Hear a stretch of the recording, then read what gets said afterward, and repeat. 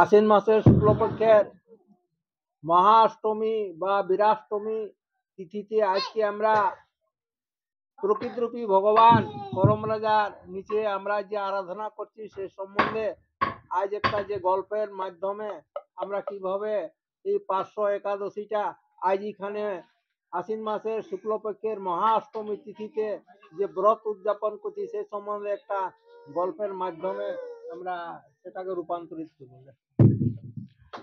আর এই যে করম রাজা যে আমরা উপবাস করি 24 ঘন্টার যে ব্রত রাখি কেনে রাখি, আর এই উপলক্ষে যে গল্পটা আছে, আর আজ এই যে প্রাঙ্গণে যে করম যে গাছটা আছে, এই কি রূপে এখানে আমরা যে ব্রতীরা আমরা যে ধ্যান মগ্ন করি আসি, চাই যে কোনো মানে ভগবানকে প্রাপ্ত রূপে যে উপবাস করে আমরা আছি, ইয়ার পিছনে কি কারণ আছে?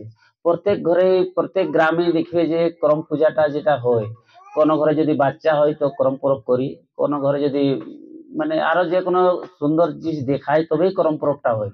লেকিন এই যে আমার মামা ঘরে যে করম পরবটা হচ্ছে কেনে হয় আর কেনে এরা করে, সেটার পিছনে অল্প একটা গল্প আছে। আগে এই ছিল না, এরা কোনোদিন করম পরব করতো না, কেনে করছে সেটার একটা উপলক্ষে একটা অল্প গল্প আছে। সেটা তোরা অল্প ইতিহাসটা জানো যে এই করম রাজার যে আমরা বসিয়ে আছি কেনে করছি, আগে করছি না এখন কেনে করছি। যে এই আমরা দেখছি যে করম রাজার কি কারণটা, করম রাজাকে উপবাস করলে চা ধ্যান মগ্ন করলে আমাদের কি ফল প্রাপ্তি হয়। তো এই যে ভাদ্র মাসে আমরা সবচেয়ে পহলে তিজ পরব হয়। তিজ পরবটা আমরা কেনে করি? তিজ পরব আমরা এই জন্যই করি যে পতির লম্বী আয়ু কেনে হয়, সেই জন্য পতির দীর্ঘায়ুর জন্য আমরা পতিব্রতা নারীরাই তিজ পরব করে, সেটাও ভাদ্র মাসের চতুর্থী, যে আমার পতির লম্বী আয়ু হোক, সে কারণে আমরা তিজ পরব করি। তারপরে আসে ভাদ্র মাসের একাদশী, যেটা শুক্লপক্ষে, এটা আমরা ছেনাপোনাকে মাগি যে আমাদের ছেনাপোনা হোক ভালোই থেকে, সেই জন্য আমরা ভাদ্র মাসের একাদশী করম পরব করি। তারপরে এই ভাদ্র মাসেই দেখো, ভাদ্র মাসের গুণটা দেখো, ইয়ার যে রূপটা, এই তারপরে আমরা জিতবা করি যে বাচ্চা হবে তার ওয়ার লম্বা আয়ু।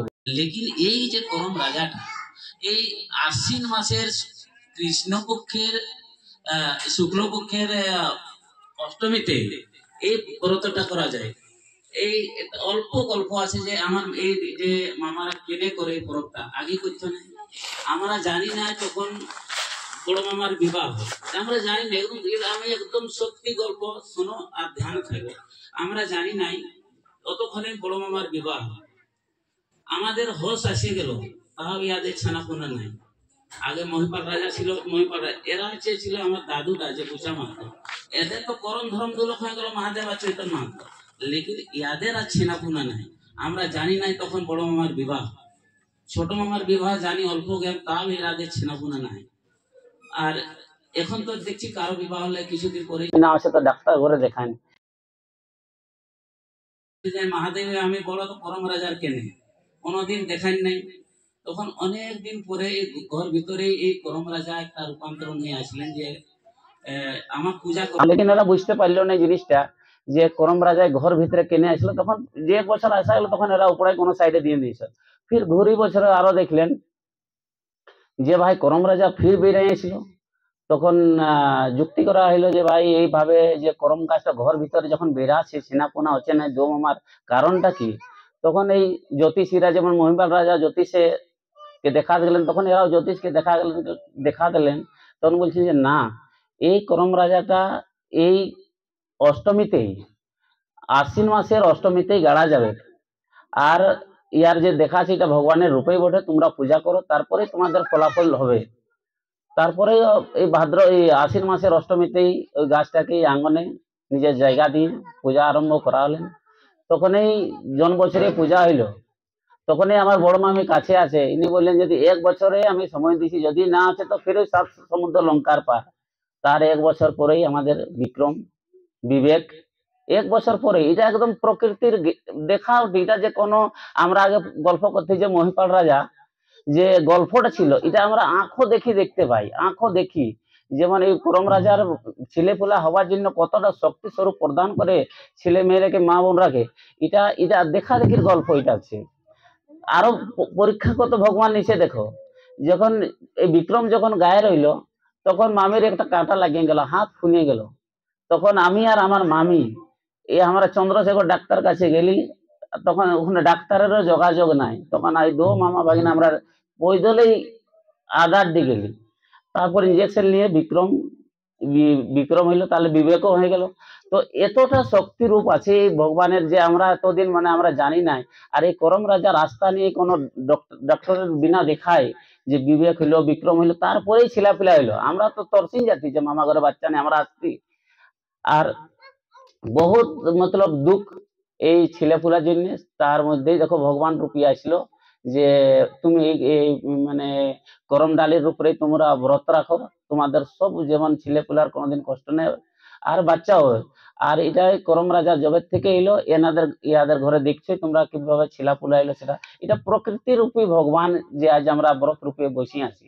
সেইভাবেই আমরা যে গল্পটা আমরা জানিয়ে এসেছি, যে আগে এই গল্পটাই আগে একটা আমরা গল্প করতে যে আমরা পণ্ডিতরাকে কেন করাই না, এটা একটা গল্প রূপী বটে। যে গল্পটাকে মানুষ যে গল্পটাকে নিজের ধ্যান রূপে করতে হয়।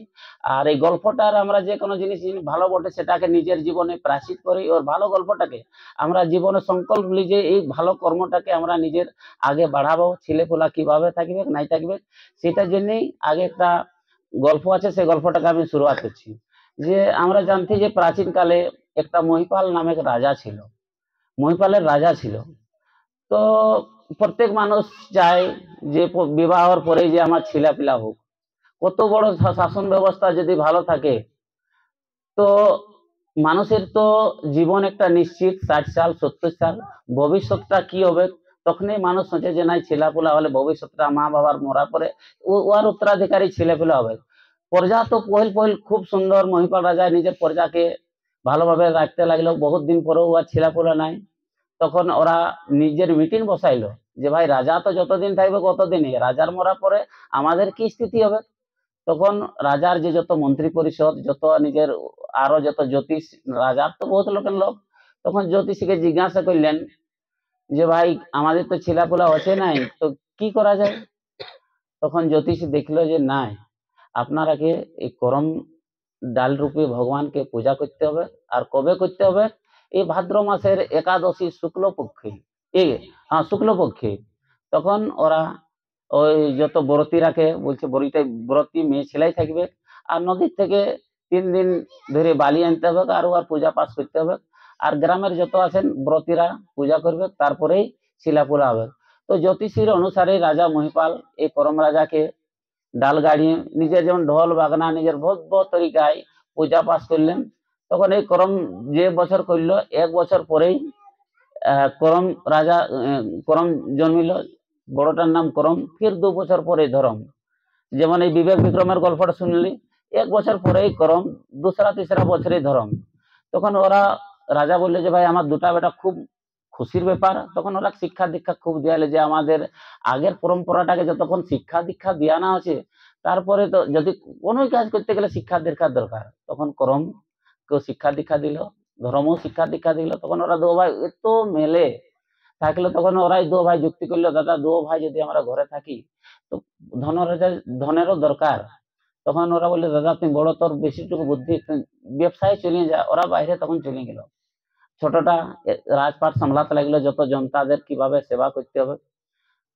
বহুত দিন পরে যখন বিদেশ থেকে আসছে, ধন কামাই আসছে, তখন তো বহুত ধন অর্জন করা আসছে। আর এমন দিনে আসছে এই ভাদ্র মাসের একাদশী শুক্লপক্ষ দিনে, যেদিন ওদের করম রাজার পরব, সেই দিনেই ওরা আসছে।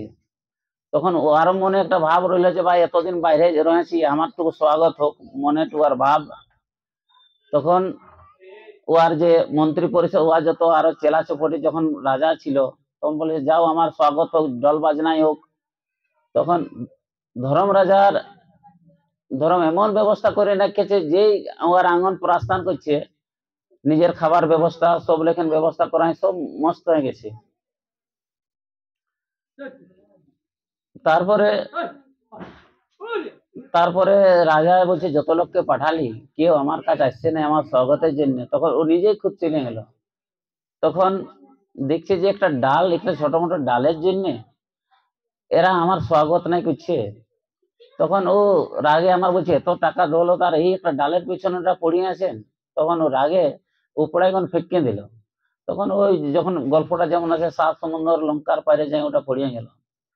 তখন রাজা যখন এই ধর্মের যত আরো প্রজাগণ মনে মনে কষ্ট পাইলো, এই কত আমরা নাচ আনন্দ করছি করম রাজার তলে, এই করম ডালির তলে করম ভগবানকে আমরা উপাসনা করছি, আর আজ ও ধন অর্জন করিয়া আসলে মনে একটা ওর অহম ছিল যে টাকা পয়সাটাই বড়। এইগুলা শিক্ষিত জিনিস, শিক্ষার জিনিস এগুলা, টাকা পয়সাটাই বড় জিনিস। আস্থাটাকে ও ভুলে গেল যে এইয়ার জন্য আমরা জন্ম। আর ও জিনিসটা ও বোধবার মা বাবা শিক্ষা দিয়েছিল কি নাই দিয়েছিল ওটা তো করম রাজাই জানবে, করমই জানবে ওটা। তখন ও জিনিসটাকে ও বুঝতেই পারলো না, আর ওই 7 সমুদ্র লঙ্কার পারে ও ফেঁকে দিল। তখন ধীরে ধীরে জনতার আর ভাইয়ের মধ্যে মনোভেদ হয়ে গেল। তখন ওরা দু লোক ঝগড়া লাগলো, বলছে ভাই তুই করম রাজাকে মানছিস না, তোর সঙ্গে থাকবো না। তখন দু লোক ভাই ওরা অলগ অলগ থাকতে লাগলো। তখন ওর গরিবই এসে গেল। গরিব এসে গেল মানে ও যতটা ধন অর্জন কামাইছিল সব কোথায় যে গেল ও নিজেও বুঝতে পারলো না। ও আর খাওয়ার জন্য সোচতে হয়েছে, সকালকালে রাত্রে কি খাবো, রাত্রে কালে সকালে কি খাবো, এই পরিস্থিতি করম রাজা পড়িয়ে গেল। তো ধীরে ধীরে যার ঘরে কাজ করতে যায়, কাজ তো করে লেকিন উহাকে যখন দিবার বেলা উহার ওই ধনটা যেটা থাকে, যেমন 5 পয়লাই কাজ করলো তো 5 পয়লা ধানটাও পাই নাই। তখন স্থিতি দিনে দিনে দিনে ওর এত গরিবী এসে গেল, মানে খাবার জন্য লালয়িত যেটা রাজার বেটা আর অত ধন অর্জন করিয়েছিল, ওর ওই অহংকারে অহংকারে যে একটা ডালিকে ফেঁকে ওর স্থিতি নাজুক হয়ে গেছে। তারপরে তারপরে দাদার এই কাজ করতো, বলছে আজ আড়িটা দিয়ে দিবিস। তখন ওই আড়ি যখন দিতে গেল তখন ও আর বেতন দিল নাই। তখন ওরা দু হাজবেন্ড ওয়াইফ যুক্তি করলো যে জন কাজটা আমরা করিয়েছিলি সেটাকে চলতো আমরা ভাঙিয়ে দেওয়া যায়, যখন আমাদের যে কামের যে দামটা ওটাও যখন পাচ্ছি নাই তখন বেকার লোকের কাম করিয়ে কোনো ফায়দা নাই। তখন ভগবান হমেশা চায় যে মানুষ আমাকে পূজা করুক, ভগবান আমার স্মরণে থাকুক, সেটা ভগবান জানে। তখন সকালেই একটা বৃদ্ধের উপজায় বলছে তোরা কি করছে ভাই, এই বলছে রাত্রে ওদের কাজ করেছিলি আমাকে তো বেতন দিচ্ছে নাই। ও এমন ব্যাপার, আচ্ছা ঠিক আছে, বলছে তুই কোনো জ্যোতিষীকে দেখাইলে তোর কোনো বাম হয়ে গেছে। তখন ও দেখাইলো জ্যোতিষীকে, তো বলছে না তুই করম রাজাকে এভাবে তুই ফেঁকিয়েছিস, করম রাজাকে নিয়ে তুই আন, আর যেভাবে আগে পূজা পাশা করতে তেমনি ভাবে তোমরা করো। তখন যে করম রাজাকে আনার জন্য ওরা যুক্তি করলে যেভাবে আমরা করম রাজাকে কোথায় ফেঁকেছি 7 সমুদ্র লঙ্কার পারে। তখন এরা চলে গেল যে করম রাজাকে আনবো। তখন এতদিন থেকে তো খাওয়া দাওয়া এমনি শরীরটা ওর কমজোর হয়ে গেছে। তখন ওই করম রাজাকে আনতে যখন যাচ্ছে তখন তো উপাস মানে পেয়াসা হয়ে গেছে। তখন বলছে ভাই তুই কোনো বাঁধে তুই জলটা খাইলি। তখন ওই জল খাতে খাতে দেখছে যে জলে অনেক কিড়া কিড়া কিলবিলা আছে। তখন বলছে হাই করম রাজা, বলছে তখন জলটাকেও ছাড়িয়ে চলে দিল। তখন কিছু দূর যখন যাচ্ছে যাচ্ছে যাচ্ছে তো আনো ভুক পেয়াসায় আছে, তো দেখছে একদম যেমন আমাদের রসগোল্লা ইয়া লাড্ডু মিঠাই গুলা যেমন গোল গোল পাকা পাকা থাকে, দেখছে তো সুন্দর আছে, তো খায় কমসে কম ভুকটাকে তো তৃপ্তি করি। তখন ডুমুর যেমনি খাতে চেষ্টা করছে দেখছে ডুমুরে অনেক পোকা, মানে এটা করম রাজার বামেই যেটা খাতে চাইছে। তখন বলছে না, কিড়া দেখলে তার কেউ খায় না। তখন ওই ধীরে ধীরে চলে গেল হাই করম রাজা, করম রাজার এটা তো বাম বটে। তখন দেখছি অনেক গাই ওখানে আছে। তখন বলছি রে ভাই আমি তো দেখো এইভাবে যাচ্ছি করম রাজাকে আনতে, আমি তো ভুকে পেয়াসে একদম চিনতেও পাচ্ছি না, আমাকে কিছু দুধের ব্যবস্থা করো। বলছে ভাই আমরাও তো জানি না কার গাই চড়াচ্ছি গরু চড়াচ্ছি, তুই দুধটা দুহে নিজেই দু আর খা। তখন যখন দুইতে যাচ্ছে তখন ওকে লাথিয়ে আমাকে হাঁটু ফাটাই দিয়েছেন, মানে দুইতেই দিয়েছেন নাই পালাছেন। তখন বলছে আর তো হবে নাই। তখন এই যাতে যাতে হাই করে গেল, বলছে করম রাজা আমার এতটা বাম, আমার অল্প ভুলের জন্য আজ আমার খাবার জুটছে নাই। তখন তখন বলছে চলে চলে তো 7 সমুদ্র লঙ্কার পার। তখন দেখছে ঘোড়া ওদের লেকিন চিনতে পারছে না। তখন বলছে ভাই আমাকে কিছু রাস্তা, আমাকে কিছু দূর যেতে হবে, একটা ঘোড়া আমাকে মদত করো। তখন বলছে ভাই ঠিক আছে তুই চাপ, লেকিন আমরাও যে কার ঘোড়া চড়াচ্ছি সেটা আমরা জানতে পারছি না। কাম করছি, ঘোড়া চড়াচ্ছি, লেকিন ঘোড়াটা কার? তো বলছে ঠিক আছে যা। যখন ঘোড়া চাপতে যাচ্ছে তখন ঘোড়া 2 টাকা আগে করে নিচ্ছে, তখন ঘোড়াও চাপতে দিল না ওকে। তখন ফির হাই করম রাজা দিয়ে ফির আগে চলে গেল। তারপরে গাধা পাইলো। গাধা গাধাও যখন পাইলো, গাধা তো পারবো বলছে চাপতে। গাধা তো বলছে টুকু ছোট, ওরা তো লাঠি ফাতি টুকু কম দেয়, তো বলছে ভাই আমি তো থকিয়ে আমার পা গেলাও ব্যথা করছে, তো আমাকে কিছু দূর যাওয়ার জন্য আমাকে গধাটা সাহায্য করো। বলছে ঠিক আছে ভাই, আমাদের গধা তুই চাপ, আর তুই যত দূর যাবার বটে যা, লেকিন আমাদের কামটাও করবি যে কার গধা চড়াচ্ছি সেটা আমরা জানতে পারছি না, কি কাজ করছি সেটাও জানতে পারছি না। তখন কথা গাধাও ওকে চাপতে দিছে না। তো তখন ও ফির হাই করম রাজা বাম যখন হচ্ছে তখন তো আর কোথাও দুধ অমৃত বিষ। তারপরে লোহা চিমটি। তখন ওদের যে টাকা পয়সা অনেক ছিল, খুচরা পয়সা, রাজাদের তো সোনা চাঁদি, তখন ওগুলা একটা রূপ হয়ে গেছে। তখন ওই লোহা চিমটির রূপে ওরা রেঙে বুঝছে। তখন তখন ওরা বলছে ভাই এত লোহা চিমটি কি লেখেন পাইরাবো। তখন ওই ডেকে ডেকে পাইর হয়ে গেছে। করম রাজার যখন বাম, তখন কোনোটাই ও আর হিতে আর হচ্ছেই নেই।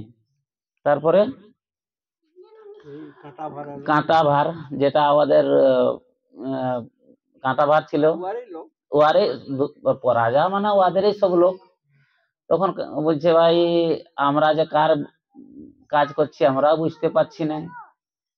তখন ওই ফির হাই করম রাজা দিয়ে আগে বাড়িল।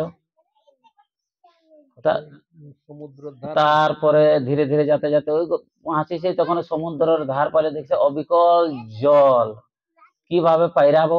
পাশে আছে করম আর রাজা। করম উপারে রাজা পড়া আছে, ওখানে ডঙ্গারও সুবিধা নাই যে নাউকে বলবে। তখন ই বলছে ভাই আমার তো এমনিও জীবনটার কোনো মহত্ব নাই। তখন দেখছি একটা আছে কাঠ পাশটাই আছে, কুমের রূপের একটা কুমির রূপে ভগবানই আছে। তখন ও বলছে ভাই আমার এমনও তো বিধি খারাপ। তখন যাই হোক চাপিয়ে যদি পায়রায়, যেমনি চাপিয়েছে কুমের ওকে উপায় করে দিল। তারপরে উপায় যখন করিয়ে দিল তো করম রাজা বলছে তুই তো আমাকে ফেঁকেছিস, তুই আর আমার ছুঁইস না। বলছে আমি যাবো না তোর কাছে, তুই আমাকে এত অপমান করেছিস বলছে এত লোকের মাঝে, আমি আর যাব না। বলছে আমার ভুল হয়ে গেছে, আমি পশ্চাতাপ করছি, আমার আর এই মতন আর ভুল হবে না, আমি কোনোদিন অহম করব না। যেটা আগের রূপে আমার ছোট ভাই করতো, যে করতো আমার বাবা করতো, সেই রূপেই আমি উপাসনা করব।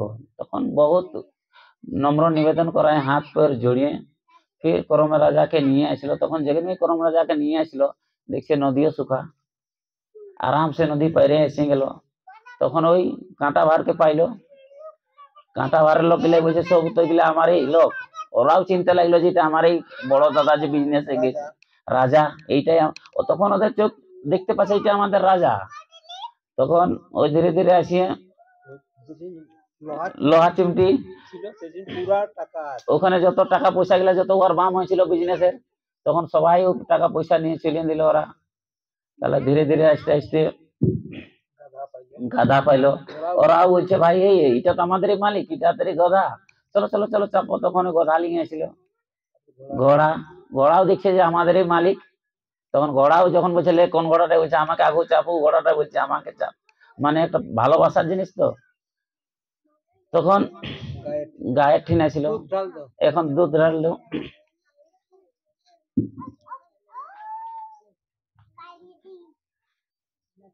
দুধ আছে।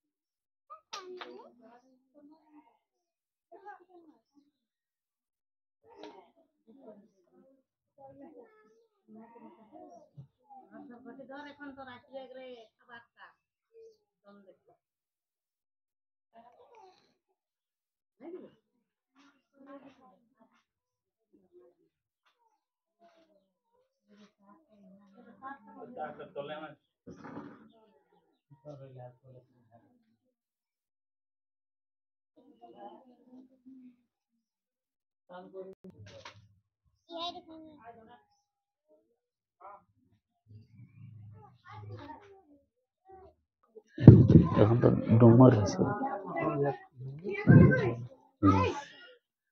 হাত করম লাগে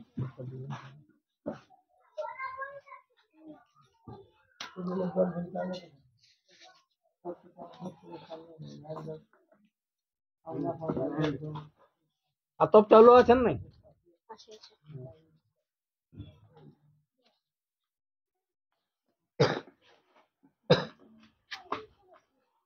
এদিকে তুমি বসে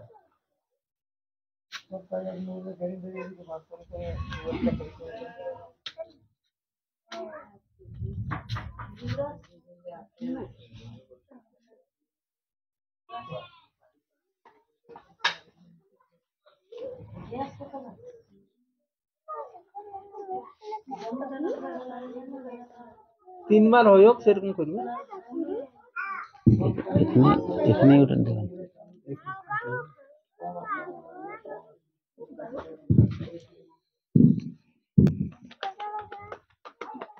সবাই ধরলে না ফুল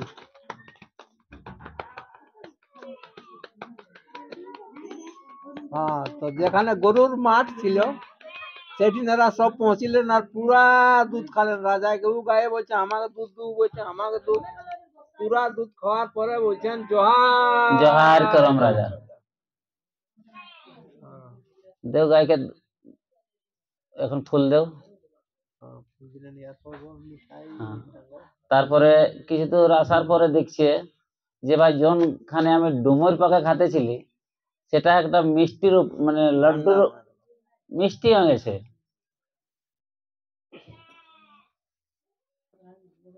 তো মিঠাইটা দিয়ে এলো তারপরে ফুল নেবে মিঠাইটা নিয়ে টাঙিয়ে এলো বাঁধো দু একটা আলো বাঁধো ডালে দিয়ে তো পাতে বাঁধে তো পৌঁছাতে পারবে পারবে না এগুলা যেটা আছে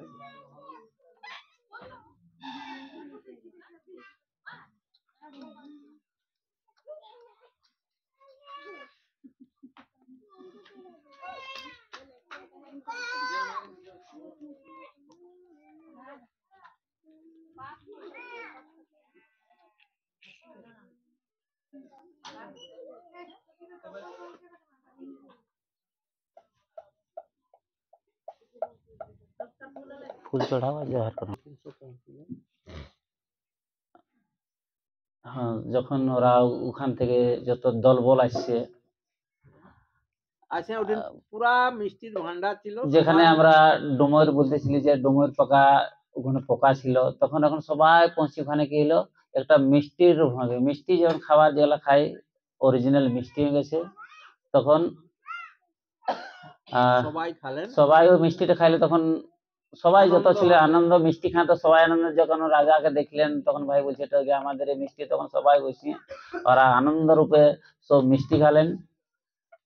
এখন তো ফুল চাপা হবে না ফুলও তো ধরা আছে হ্যাঁ তারপরে বলছেন জোহার জোহার করম রাজা। এখন জল ঢাল দাও তারপরে জল ঢাল এখন জল ঢাল দাও এখন জল দাও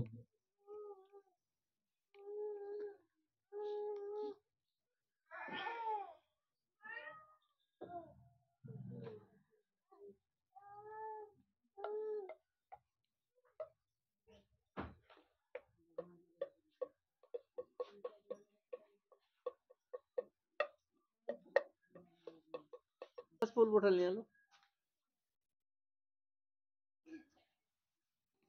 কথা পৌঁছে এখন ঘর জল ডাল দিলে ফুল দাও তারপরে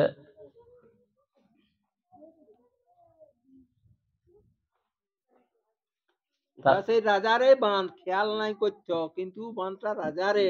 বুঝতে এখন পারলে যে এটা স্বচ্ছ আমার এই জল। বাঁধ। রাজার তো অনেক বাঁধ থাকে, ওরা বুঝতে পারলে যে এটা আমার এই বাঁধ, আমার এই কুয়া, সব কিছুটা আমারই, লেকিন বিধির বাম কিছুই বুঝতে পারে না যেটা আমার ছিল। এখন বুঝতে পারলো যে এটা আমার এই বাঁধ। তারপরে সবাই দল বলের সাথে আসে, জল খালেন, জল টল খালেন, ওখানে আর মিষ্টি জল খায় বলছেন জোহার জোহার করম রাজা। সব দিন যাইলো, পুরা খুশি, পুরা মহল গায়ে আনন্দের ঠিকানা নাই। মা বহিনের এত সুন্দর হয়ে গেল গাঁটা। অবশেষে তারা ঘর পৌঁছিলেন। আগে আমরা দেখতে যে আমরা পাহাড় থেকে এই কুটাম পাহাড় থেকে যখন আমরা তিনবার দে।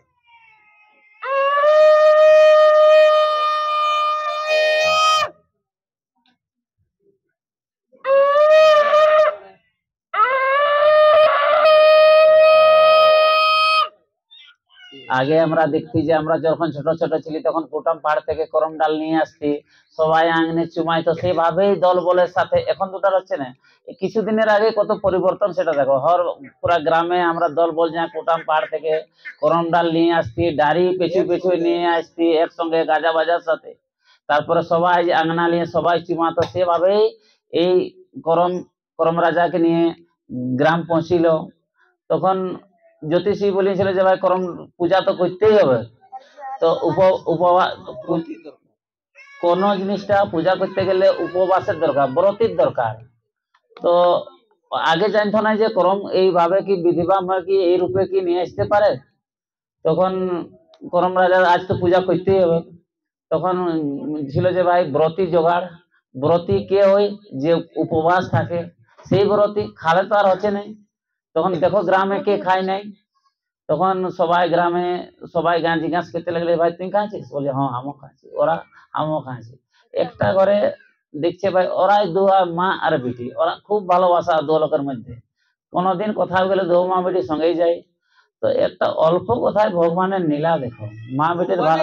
ঝগড়া লাগাইছে ওই দিনে ওরাকে প্রতীক রাখার জন্য। ওরাকে উপবাস রাখার জন্য দু মা বেটিকে বলছে, বাতে বিবাদ হয়ে গেল। তো ওদের এত ভালোবাসা যে বলছে ভাই তুই যদি আগে খাইস তো আমিও খাবো, আমার ভোগ লাগছে। ও বলছে তুই আগে খাবে, তো আগে এটা খাবে কে।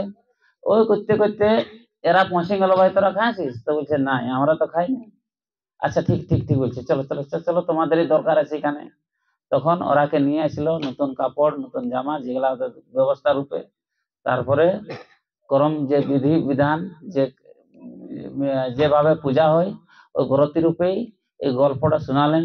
তারপরে ওই করম রাজা প্রত্যেক বর্ষ যেমন ওরা করতো, সেই মনোভাবেই সেই আদর সম্মানেই ওরা করতে লাগলো। আর এই ক্ষমা মাগলো যে ভাই আমার আর কোনোদিন ভুল হবে নাই, আমার টাকা পয়সায় আমার টুকু অহম হয়ে যাচ্ছিল, আমি বুঝতে পারলি না যে টাকা পয়সাটাই সব বলে বড়, লেকিন ভগবান যে এখানে থাকবে টাকা পয়সার কোনোদিন মহত্ব নাই।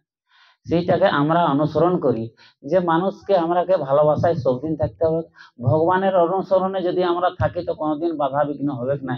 সেটা একটা শিক্ষার রূপ আমাদের।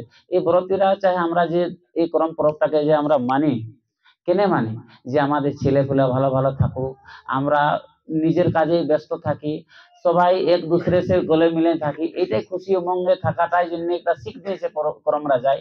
আর এটা আমাদের একটা সৌভাগ্য যে একদম বাস্তবিক রূপে আঙ্গনাতে যে আছে, এটাও একটা সৌভাগ্য আমরা দেখতে পাচ্ছি, সেটাও সৌভাগ্য। তো সেই জন্যই করম রাজাটাকে আমরা সবদিন মানিয়ে এসেছি আর মানবো। আর আমাদের একটাই সন্দেশ দিয়ে যাচ্ছে যে আমরা মিলেমিশে সবাই থাকবো, যেটা আছে সেটা তো হবে কি, তা ভগবান দিয়ে আমরা নিজের ভালো ভালো কর্ম করি সবাই মিলিয়ে থাকা যায়। আর প্রত্যেক বছরের ভাতি আমরা সবদিন মানিয়ে আসছি, মানবো। আর এটাই আমরাকে দেখ, আর আমাদের ছেলেপুলা সবদিন ভালো ভালো থাকুক, আমাদের কর্ম করতে ভালো দেখ, করম ধরম দুটাই আমরা করব। এই বলেই আমার এই ওইখান থেকে পৃথিবীতে এখন পর্যন্ত এই করম রাজাকে মানছি। আর এটা আমরা দেখছি, এটা আমাদের অনুভব, লোকে গল্প করতে, এটা আমরা প্রকৃতি রূপে দেখছি আর বাস্তবিক দেখছি। এটা জীবন্ত আমাদের একটা উদাহরণ আছে যে এইভাবে কেমন ছিল, কেমন ভাবে নাই হইলো আমাদের দেখুতে। আর এই করম রাজাকে পূজা করিয়ে আজ ছেলেপুনারা দেখতে পাইলো। এটা তো দেখুতের কথা, এটা যে কোনো গল্প চা কাহানি চা মন গড়ন কাহানি নাই। আমি একটা আর একটা ছোট মোটো গল্প করাই নিছি যখন পূজা শেষ হইলে, এই চৈতন্য মামা চৈতন্য গাড়ি তো করম আমরা প্রত্যেক বছর আমরা করম মানে পাহাড় কুটাম পাহাড় জাতি আনতে, ও আর 18 বছর হইলো। তো আমাকে ওই যখন করম আনতে যাচ্ছি আমরাও গাড়তি ঘরে, তো বলছে ষষ্ঠী দেখ না আমরা করম দেখ 18 বছর হইলো ভাই আমার ছানাপোনা আছে না। আমি বলছি তুই এখানে ডালুটা ধরে বল এই বছর গাড়ছি আগলা বছর আমি নাই গাড়ব, যদি নাই আমি চৈতন্য দাকে বলছি তুই এই বছরই বল পাহাড়ে, তখন বলছে দেখ এই বছরই করবো আর ঘুরে মৌসুম তো আমার নাই, খালি ডাল গাড়াই হবে না, আমার ছেলাপুলারও দরকার। ঘুরিয়ে বছরেই চৈতন্য দার একটা বেটা হয়ে গেল। হ্যাঁ মাঝ মানে তোদের গল্প নাই করছি, মানে এরা বুঝছে ওই গল্পটা। হ্যাঁ তো এতনাটা মানে করম রাজার শক্তি এরা জানছে, এরা জানে ভগবান রূপী জানে যে আমার জন্যই ছেলেপোনা হয়তো আমরা অনুসরণ করাই থাকবো, ভালোভাবে থাকবো এই বলি গল্পটাকে শেষ করছি। আর আমরা অনুসরণ করবো যে সবদিন সবাই মিলে ডাল ধরো সবাই, রিঝে রঙে থাকবো। আর ডাল ধরো, ডাল ধরে ধরে নিজের নিজের যে মন্তব্য আছে মাগো যে কিভাবে, আগে তো আমার দাদু সুঝাই তো ডাল ধরে ধরে কিনা পাওলেন, আমার ঠিক জিজ্ঞাসা করবো আর কি।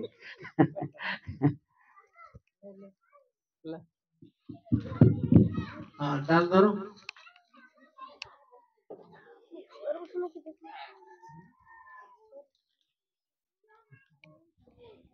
আজ আশ্বিন মাসের শুক্লপক্ষের মহাষ্টমী দুর্গা পূজা উপলক্ষে আজকে আমরা এই প্রকৃতিরূপী ভগবান করম রাজার আরাধনা করছি এবং করব।